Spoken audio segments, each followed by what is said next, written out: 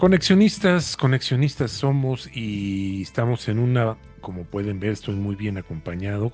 Estamos en una versión más de la mesa de análisis judicial en la cual pues participan como siempre Claudia Aguilar y Alejandro Envila. Ambos son abogados, ambos son académicos y ambos me han ayudado, nos han ayudado mucho a analizar todo lo que ha ocurrido. Y platicando antes de arrancar, estábamos viendo de qué podemos hablar o qué temas son ahorita interesantes, sobre todo, pues todo lo que está pasando alrededor, ¿no? Y una de las cosas que tenemos que empezar a analizar es el tema de las consecuencias de la nueva arquitectura constitucional.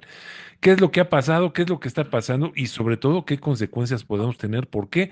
Pues porque esto es un batiburrillo en el cual hasta a ellos mismos les cuesta trabajo seguir lo que hicieron. Entonces, pues vamos a ver cómo está este tema. Y en este caso, pues saludo a Claudia Aguilar. ¿Cómo estás, Claudia? Hola Armando, Alejandro, qué gusto estar por aquí con ustedes. Y también a Alejandro Envila Fisher, que bueno, pues está con nosotros también. Y a ti, Alejandro, ¿qué te parece? Comenzamos contigo la noche de hoy para ver, pues, qué nos espera, cuáles van a ser estas consecuencias. Hola Armando, hola Claudia, ¿qué tal? Hola los amigos del auditorio. A ver, yo lo primero que diría es que usted que nos está viendo, no lo había advertido, este ya es otro país, ¿eh? Este país ya cambió. Aunque la fachada de la casa de su vecino sea la misma, las cosas ya no son iguales. Hemos tenido una serie de reformas a una velocidad inusitada, con una absoluta ausencia de reflexión y de debate que ya modificaron la arquitectura constitucional del país. Esa, esa república de tres poderes autónomos, independientes, que se equilibraban, no existe más.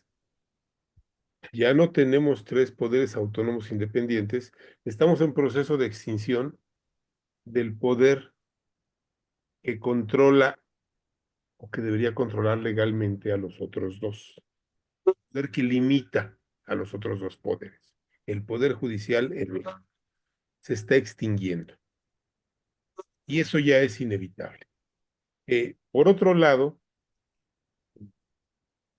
ya no tenemos órganos reguladores que habían sido pactados en el Tratado de Libre Comercio. En una de esas ya no tenemos Tratado de Libre Comercio porque el vecino del norte tampoco lo quiere. En un Tratado de Libre Comercio, el famoso TEMEC de ahora, pues puede que sea ya una entelequia. ¿Sí? ¿Por qué?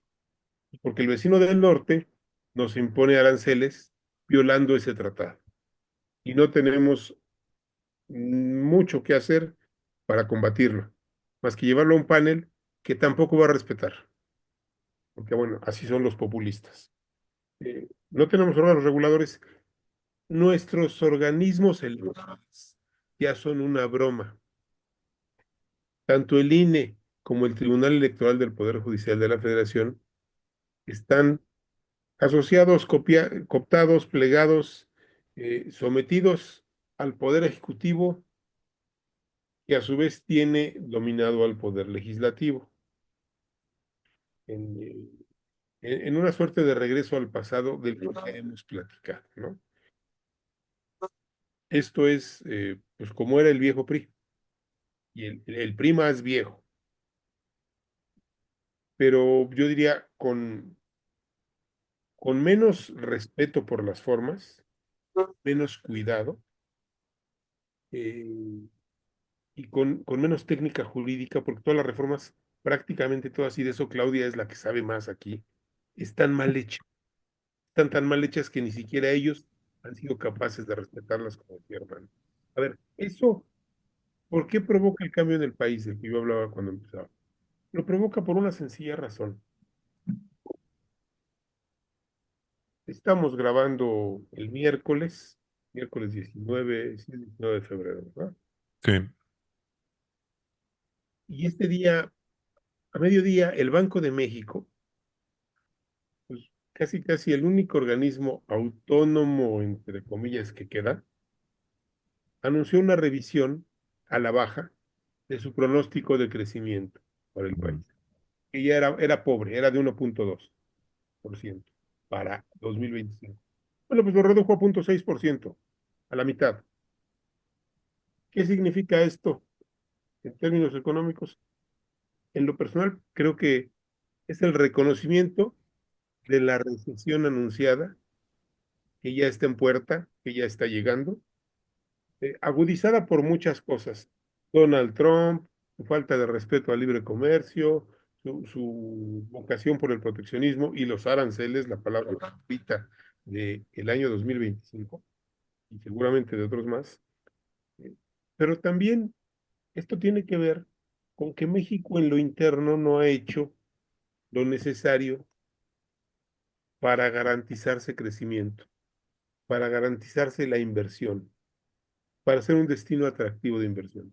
Cuando, cuando tú desmontas los organismos reguladores, cuando tú dinamitas la transparencia, desapareciendo el INAI, eh, cuando la Comisión Reguladora de Energía se vuelve un apéndice de la Secretaría de Energía, eh, cuando empiezas a cerrar el mercado petrolero que costó mucho trabajo abrir para que hubiera inversión, y luego cuando le pones una bomba al Poder Judicial, es donde todo particular tiene que ir a dirimir su controversia contra el gobierno y cree que el gobierno violó sus derechos.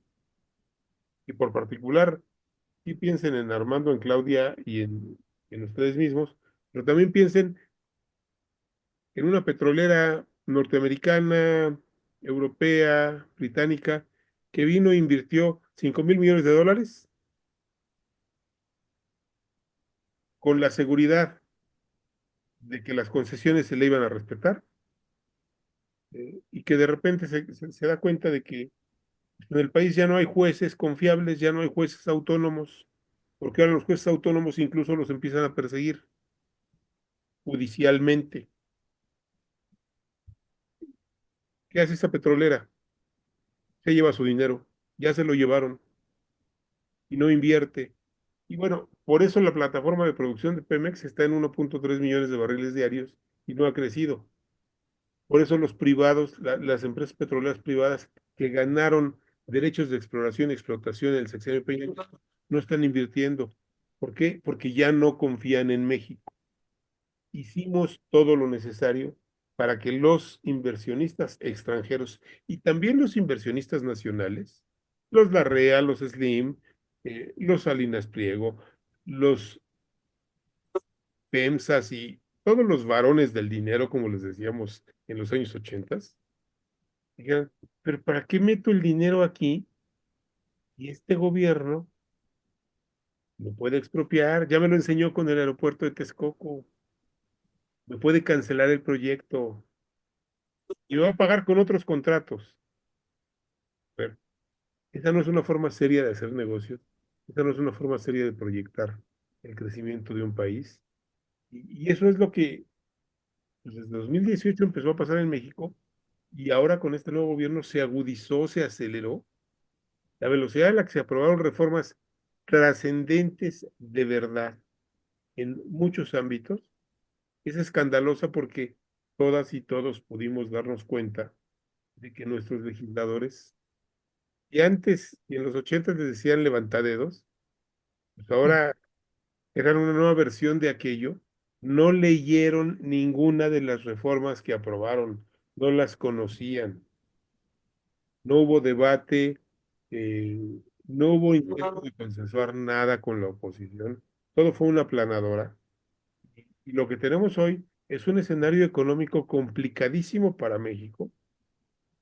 eh, Vamos, en otras condiciones, muchos mexicanos estarían yéndose a Estados Unidos a buscarse una oportunidad.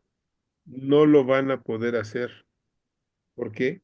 Porque tenemos el factor Donald Trump, el vecino del norte, la llegada de esta nueva clase política a los Estados Unidos, que, digo, podrán decir lo que quieran, pero son antimexicanos, claramente antimexicanos.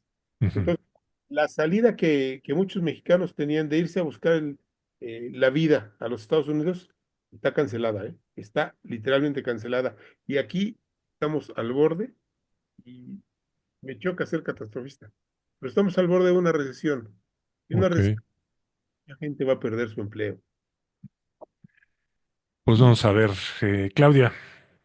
Armando, yo creo que tú dijiste, me gustó cómo diste la intro de la nueva arquitectura constitucional porque suena muy elegante, pero creo que sí estamos más que una nueva, hay que hablar de la nueva arquitectura constitucional que nos plantea la Constitución de la Cuarta Transformación, ¿no? Y me gusta porque esta conversación que estamos teniendo hoy, de alguna manera, puede hacer como una especie de cierre de pinza de muchas conversaciones que a lo largo de algunos años hemos tenido en este espacio, pues por estos motivos, ¿no? Por la lluvia de reformas que se fueron dando pues en el sexenio pasado y en lo que va de este, que parece mucho más acelerado, porque al final pues el inicio de sexenio de la presidenta Sheinbaum pues retoma la aprobación de todas esas últimas iniciativas de reformas que hace un año planteó el presidente López Obrador al cierre de su sexenio. ¿Y por qué me quiero remitir a eso? Porque realmente estamos de cara así de frente a esta constitución de la Cuarta Transformación sin haberse tenido siquiera que dar la idea de un nuevo Congreso Constituyente, ¿no? O sea, el presidente López Obrador, en su momento y siendo candidato, siempre habló de la necesidad de una nueva constitución, de un nuevo pacto social, un pacto que recuperara aquella ideal, digamos, postrevolucionario de la tierra, el pueblo, etcétera, ¿no? Entonces, digamos, no obstante el gran poder político y capital político con el que el presidente llegó, o sea, el presidente López Obrador en su momento, si se acuerdan, no lo utilizó en sus primeros años, porque él tenía un mensaje que mandar. Era un mensaje de, yo no soy esa persona a la cual le semblaron miedo, ¿no? Y por lo cual llegó Peña Nieto antes que yo a la silla del águila. Yo soy una persona mesurada, pero que soy un convencido de esto que llamamos doctrinalmente el nuevo constitucionalismo social. Y por eso se sumaron incluso académicos, abogadas y abogados que dijeron, sí es cierto, esto existe en la academia, es, digamos, está aceptado públicamente, y por eso sus primeros años a mí me parece que mantuvo una línea siempre consistente y congruente, donde no había sorpresas, por así decirlo. Llegaron las reformas que había anunciado que iban a llegar en los plazos que dijo que iban a llegar. ¿Y por qué me quiero remitir a eso? Porque justamente va en la lógica de lo que tú decías, esta nueva ingeniería constitucional, pero el panorama y el reto país que nos plantea, una vez que acaben, digamos, de asentarse las aguas, ¿no? Porque realmente lo que estamos viendo con la reforma al Poder Judicial me parece que es solamente el principio del desastre que se avecina, justamente como decía Alejandro. A ver, esta idea de los tres poderes y la república mientras tengamos la tiranía de las mayorías, eso no es más que un eufemismo que lo podemos tener bien bonito en letras de plata o de oro en nuestro texto constitucional, pero no se apega a la realidad y la realidad es terca y acaba por imponerse. Entonces, llegó el presidente López Obrador y tuvimos, digamos, estas hipótesis donde a lo mejor decíamos la intención del del entonces presidente López Obrador era reinventar un orden político, un orden social, pero no tener propiamente lo que podríamos decir una ruptura revolucionaria, ¿no? En el caso, digamos, viéndolo como en una película que te puedes regresar en el tiempo de cómo te van y que no te caiga como un balde de agua fría, por eso la velocidad de esto es mucho mayor, porque ya no hay esa necesidad. O sea, tú ya no tienes que venir a convencer que el proyecto político de México hoy por hoy se llama la Cuarta Transformación. No importa dónde estés parado. Incluso lo hemos visto con las afiliaciones de los más puros, los más rancios, los más añejos de otros partidos. Pero pues sí, cuando ves a Alejandro Murat, que ahora es de Morena, pero Cintia López, que ahora es de Morena, pero los Yunes, que son de Morena. Bueno, o sea, esto, vi una caricatura, ¿se acuerdan? No sé si la vieron hace un par de días, donde estaban unos cerdos, literalmente, totalmente en el lodo, y pasan por una llave de agua que los baña y purifica, y que Sí. es la 4T, y pues sí, ¿no? Salen ya, es el mismo cerdo, pero pasó por el agua de la 4T, así estamos, y ese es el panorama que tenemos, pero creo que sencillamente tendríamos que recuperar que en ese momento el presidente, el entonces presidente, pues empezó con su reforma educativa y la reforma de pensiones y una reforma laboral, algunas constitucionales, algunas legales, cerró filas en un momento, pues obviamente con la clase empresarial, cosa que estamos viendo de todas maneras, porque nadie se atreve a decir hasta aquí llegamos, hasta aquí llega la inversión, porque al final, pues somos mexicanas y mexicanos, y los empresarios hacen negocio en México, y entonces es bien complicado el realmente mantenerte, yo digo, congruente, ¿no?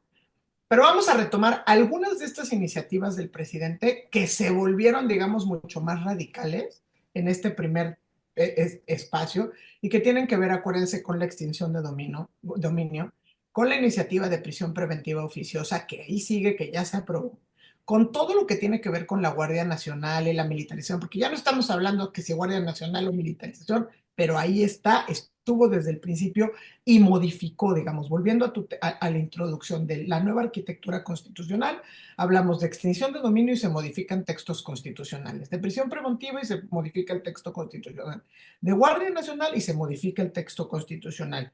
Temas de las prohibiciones o no, de cómo se adecuan las partidas presupuestarias, la partida secreta del presupuesto, ¿no? Y a este uso discrecional de los recursos, más la opacidad, sumado a la desaparición de los órganos constitucionales autónomos, específicamente en el caso de transparencia, el INAI, y entonces también hay una modificación al texto constitucional. Obviamente se acuerdan el tema de la condonación de impuestos, que también se metió al texto constitucional. Hubo ampliación de los periodos ordinarios de sesiones, el tema de remuneraciones de los servidores públicos, el tema de la austeridad republicana, todo eso fueron reformas constitucionales Sí. que después llevaron a reformas legales, que hubo decretazos, la ley de la industria eléctrica, pero la reforma en materia energética, reformas en movilidad, es decir, todo esto y sumado a la paridad de género, porque acuérdense que también fue una reforma que se dio en 2019 muy aplaudida, etcétera. Entonces, al cierre de su sexenio, pues hemos comentado y comentábamos en este espacio, pues llegó con este brote de aquí les van otras 18 reformas de rango constitucional, más dos más de rango legal, pues muchas veces parecía que no iban a pasar y no solamente pasaron, se aprobaron en un plazo o en un tiempo récord las reformas a la Constitución. Entre septiembre y diciembre del año pasado, de 2024, se aprobaron 12 reformas constitucionales y más de 16 leyes secundarias. 12 reformas constitucionales es una locura si pensamos solamente en la reforma judicial, Sí. ¿no? En 6 meses, que además 6 meses, que no son 6 meses porque dices de septiembre a diciembre que inicia una nueva legislatura, pues en realidad son 4 meses, ¿no? Y los días de trabajo y las discusiones y eso que tú mencionabas, Alejandro. Entonces, los retos en los que estamos es, tenemos una nueva constitución, pero seguimos pensando que estamos en una república constitucional, democrática y de derechos, donde hay 3 poderes soberanos. Y esto, la realidad nos está demostrando que no. Y lo que comentábamos de alguna manera, a lo mejor muy tangencialmente la última vez que conversábamos en este espacio y que quizá merece la pena reflexionar es, y de esos 3 poderes totalmente, pues, desdibujados, ¿no? El poder judicial no solamente es el más vulnerable, el más débil, y puede volver a ser el menos relevante, ¿no? Lo estamos viendo donde no solamente en las declaraciones, porque no tienen peso las determinaciones, porque no tienen peso las resoluciones y porque al final del día, si de todas maneras todos los otros poderes se pueden parar con una simpleza, decir, pues nadie los puso, están ahí porque quieren, son irrelevantes, lo que tenemos que ver es cómo vamos a reconstruir un poder judicial frente a estas tiranías autoritarias o de las mayorías, cuando, por lo menos en los hechos, después del 1 de junio, el argumento de la falta de legitimidad democrática desaparezca para las determinaciones que puedan emitir las personas juzgadoras, ¿no? Entonces, ¿por qué? Porque en esta nueva ingeniería constitucional, el último dique tendría que ser el Poder Judicial,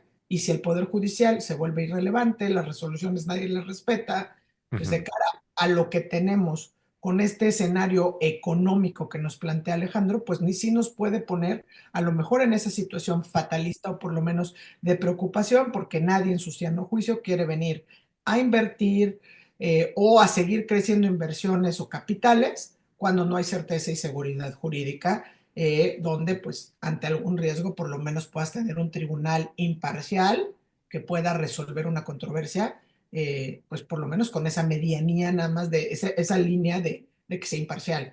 y que te puedan pues garantizar que el dinero, que la inversión, que el proyecto tiene por lo menos tantita certeza y tantita seguridad jurídica. Y eso pues sí acaba siendo todo el caldo de cultivo para una tormenta perfecta que creo que los mexicanos de estas generaciones, y me incluyo, no estamos preparados y parecía que se habían quedado en un pasado muy remoto, anterior quizá a, pues no sé si López Portillo o quizá un poquito antes, ¿no? Que fueron las grandes crisis y todas estas cuestiones, porque pues nos creímos, digamos, al momento de haber llegado al Tratado de Libre Comercio con América del Norte, que pues ya podíamos jugar en las grandes ligas, pero se nos olvida que no era solamente un tema económico, que parte de esas condiciones económicas eran tener un país que se respetara, que pudiera cumplir a partir de las reglas jurídicas. Y ese fue el diseño que también se permeó en la reforma del 94 de Ernesto Zedillo y que ahora pues estamos desapareciendo. Entonces, pues creo que son todas esas cuestiones. Están eliminando vilmente. Oye, algo que vi que me llamó mucho la atención es el tema este de las tres, ¿cómo se llaman? Las tres Ministras ministras, las tres ministras, Lenia, Yasmín y la tercera, y Loreta. Loreta, que las sacaron de la jugada y que ahora las volvieron a subir, pero ya se pasó el tiempo. ¿Cómo está ese tema? ¿Qué fue lo que ocurrió ahí o qué pasó? Se les olvidó subir a las ministras de la 4T, o sea, pues, las dejaron fuera de la lista que envía el Senado al Ujú, INE, cuyo plazo fatal de su propia reforma que ellos aprobaron, que no se puede ujú, interpretar, era el 12 de febrero. Mandan una lista que seguramente ahorita Alejandro comentará muchos más detalles, pues que está plagada de errores, inconsistencias, personas que no querían registrarse, pero se les olvidó poner a las tres ministras pues como se autoidentifican, ¿no? Por lo menos las ministras oficialistas. Y eso, si nos respetáramos y cumpliéramos las cuestiones, pues las haría que quedaran fuera de la elección del 1 de junio. No obstante eso, aunque ya había concluido el plazo legal, el 15 de febrero, que fue pues apenas unos días después, ¿no? Apareció otra lista y una mano santa, como dicen por ahí, pues las agregó a la lista que publicó otra vez el Instituto Nacional Electoral y bueno, pues van a aparecer en la boleta. La verdad, lo cierto es que al final, pues ellas en teoría hubieran podido tener un argumento jurídico para defenderse porque la propia Constitución establece que quienes estaban ocupando un cargo mientras no declinaran, pues automáticamente iban a aparecer en la boleta. Pero el desaseo que están armando es de tales proporciones que pues no aparecía en el listado del INE de las personas que en teoría van a aparecer en la boleta, ¿no? Eso es lo que pasó. Alejandro, ¿algún comentario al respecto? El caso de las tres ministras a las que no les respetaron, yo creo que por error, pero bueno, como se llevan pesado, quién sabe. No les respetaron su código automático, muestra de cómo han venido operando eh, los políticos de hoy, los políticos que hoy gobiernan México. Eh, no respetaron, lo dice Claudia perfectamente, no han respetado su propia reforma, no en este caso, en muchos otros, no solo en este caso, en muchos otros. ¿Qué tenía que haber ocurrido? Bueno, el INE no podía haber aceptado una segunda lista. La aceptó. ¿Por qué? Porque, insisto, el INE está cooptado, entregado. En el INE manda a Guadalupe Tadei y se acabó. La Junta General Ejecutiva la controla Guadalupe Tadei y se acabó. El Consejo General del INE son consejeros acompañantes, ya no son consejeros electorales. Ellos ya nada más votan en las sesiones, pero ya no controlan, ya no participan en nada operativo del INE. Ya no participan porque les quitaron la posibilidad de forzar a la consejera presidenta a negociar los cargos de la Junta General Ejecutiva. Tenían que aprobarse de manera colegiada porque el INE que conocíamos, que antes se llamaba IFE, tenía un diseño de conducción colegiada Ujú. para que ni el gobierno, ni el partido del gobierno, ni ningún otro partido se agandallara las cosas. Esa era la razón de, de la conducción colegiada y ciudadana, lo más ciudadana posible. Eso se acabó. ¿Sí? ¿Qué pasó? El INE no tenía por qué haber admitido una segunda lista. Y la admitieron. admitió. Entonces, el INE vio la reforma también. El Oye, Senado manda la segunda lista, pero además, a ver, lo que las ministras, que por supuesto violaron su derecho, claro que sí, pero lo violó Hernández Duraña y la mayoría morenista, en el Senado. tenían que haber iniciado un procedimiento judicial para hacer valer su derecho, no llamarle por teléfono a Fernández Duraña, oye, manda otra lista, yo estoy suponiendo que le llamaron, y el económico lo arreglamos. A ver, Claro, mente las cosas se arreglan en económico, menos las cosas. ¿Por sí. qué? Por corrupción. Oye, hablando de este tema y hace rato hablamos de la tormenta perfecta, no viene aquí otra tormenta perfecta en el sentido de que, pues a la hora de que se cuenten los votos, ahora que levanten la mano a alguien, pues va a haber quejas porque pasaron cosas. O sea, no vamos rumbo a una crisis en ese sentido. Sí, vamos a una crisis, pero yo te diría, no la veo tanto en el recuento de los votos, No, no, me refiero a todo el proceso. la veo en el nivel de participación que va a haber.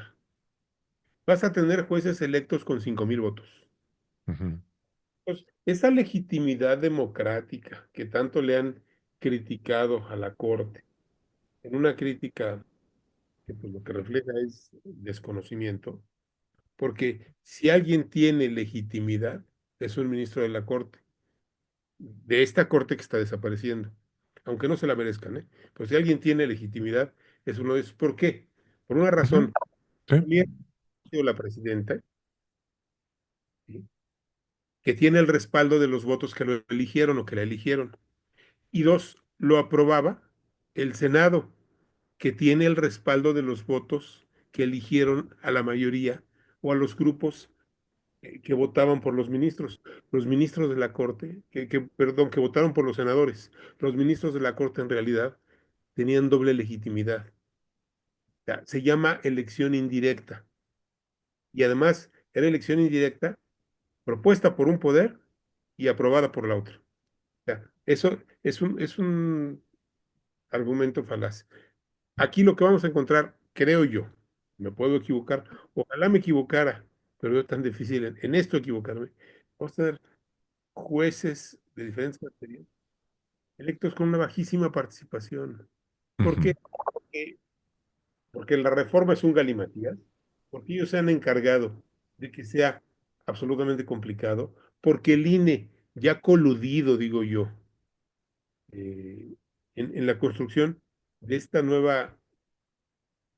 constitucionalismo social, que de social yo le veo muy poco, pero bueno, así se le nombra, eh, ya coludido en esto, aprobó un esquema y un modelo de boletas que van a ser incomprensibles para la gente.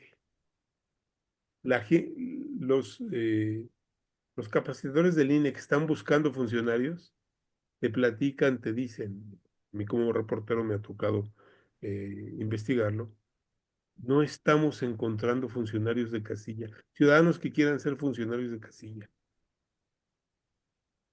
Incluso hay la versión, y no la tengo comprobada, pero lo voy a aventurar, de que los votos no se van a contar en las casillas. Se van a llevar los paquetes electorales a las juntas ejecutivas. A ver, eso es opacidad y allá se van a contar. Entonces, los ciudadanos que decidan ser funcionarios de casilla no van a contar los votos. De ese tamaño, opacidad. Por supuesto, mira, creo que no va a haber tormenta perfecta. Ahí va a haber un parto de los montes. ujú. Todo este terremoto de 9,000 millones de pesos, el procedimiento y todo este pleito de 6 meses para que nazca un pollito de este tamaño que se va a llamar Poder Judicial, débil, enclenque, con una legitimidad relativa y además con la espada de Damocles encima, ¿no? Sí. Por un Tribunal de Justicia, de disciplina judicial, que pueda remover a los jueces.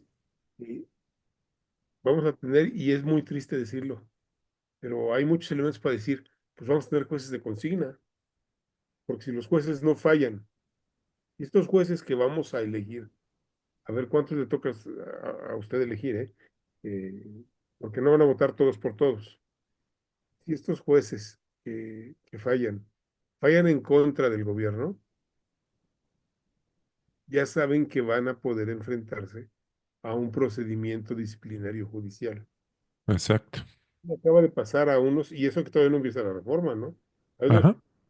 jefes de la Judicatura Federal que ya también está alineado, ya, ya, ya traicionó a la Corte y al Poder Judicial Federal, ya también está alineado con el poder. ¿Sí? Le dio vista al Ministerio Público porque por los dos jueces que que concedieron suspensiones contra la reforma judicial. A ver, es aberrante, es absurdo. ¿Por Pues qué? muy bien. Ponte la inconsciencia. Sí, sí, sí. Pues ahí estamos, Claudia, no te rías. Es la versión de nos cayó la guillotina, pero me está muy bien. Exactamente, Con ya esta nos cayó la... conversación nos podemos quedar, Armando. Yo creo que sí hay que hablar de los retos y cuáles son las consecuencias de ese proceso electoral, las elecciones judiciales, y podemos Sí, compartir en sí, Bolivia. me gustaría porque, por ejemplo, o sea, esto que está diciendo Alejandro sobre el conteo de los votos, por ahí leí algo de que, vaya, que no iba a ser tan parecido como estamos acostumbrados a los procesos electorales. Me gustaría llegar a fondo con ello porque, pues, para entenderlo, ¿no? Que la gente que nos está viendo, las amigos, las amigas que nos están escuchando o viendo, pues, sepan qué es, cómo viene y cómo va a estar para saber, pues, por qué son esas quejas, ¿no? Porque pues yo oigo gente como ustedes, gente que conoce el tema muy, muy preocupados y la verdad, la mayoría de la gente como yo no sabemos por qué nos deberíamos estar preocupados, ¿no? Entonces, pues yo los invito a que hablemos de ese tema y pues lo diseccionemos como debe ser, pues para entenderle a la perfección. ¿Cómo ven? Sí, de acuerdo. Creo que vale la pena que hablemos de las campañas electorales de cara a la elección judicial y cómo va a ser ese día, porque creo que son cosas que no conocemos como Sí. ciudadanía, y la duración de las campañas es importante, son 60 días a partir del 20 de marzo, del 30 de marzo, perdón, y hasta el 28 de mayo, y Ujú. sobre todo entender lo que en teoría está permitido y quiénes pueden cometer infracción, porque pues básicamente son las personas servidoras públicas, los partidos políticos, los observadores, o sea, cualquiera de nosotros. Entonces creo que podemos hacer esas dos conversaciones, eh, manteniendo la guillotina, Armando. Todo esto ya nos lo puedes contar. Estamos poniéndonos de Conste. acuerdo. Conste, pues ya nos ponemos de acuerdo y sobre todo pues, estén muy pendientes porque vamos a estar platicando de estos temas y de mucho más. Pues un agradecimiento muy grande a los dos, Alejandro Vila Fischer, Claudia Aguilar, muchas gracias por su participación, muchas gracias por sus comentarios, muchas gracias por aclararnos las cosas a nosotros los legos, los que estamos alejados de este tema y invitarlos para la próxima y sobre todo pues denos sus redes sociales para seguirlos también. Empezamos contigo, Claudia Aguilar. Pues sí, todavía me encuentran, estoy en proceso de salida en X, como @C Aguilar Barroso. Igual estoy en la otra cosa que se llama Blue Sky, me parece que apenas estoy agarrándole la onda. El mismo Va, usuario. va bien ese cambio, pues digo, pues, tampoco es reforma constitucional para que fuera un día para el otro, ¿no? Alejandro Mila Exacto. Fischer, de la misma manera. Mismo proceso que Claudia, arroba en Vila Fisher, todavía en X. Perfecto, muchas gracias Alejandro, muchas gracias por estar con nosotros. Y nosotros somos Conexionistas MX en Facebook y en X. Nos encuentran como Conexionistas México en YouTube y en Spotify. Y en Telegram somos Conexionistas hacia secas. La música es de Alejandro Sabo, ahorita lo encuentran en YouTube y el diseño de Sofía Reynoso, ya lo encuentran en X y en Facebook. Muchas gracias, nosotros somos Conexionistas. ¿Te pareció interesante este video? ¿Quieres ver y escuchar más contenido de este tipo? Conviértete en un patrocinador de Conexionistas. Visita nuestro Patreon y escoge la manera en que tú puedes ayudarnos a seguir creando contenido de calidad. Encontrarás la liga en la descripción de este video. No lo olvides, con tu patrocinio puedes ayudarnos a realizar más contenido de calidad, contenido de Conexionistas.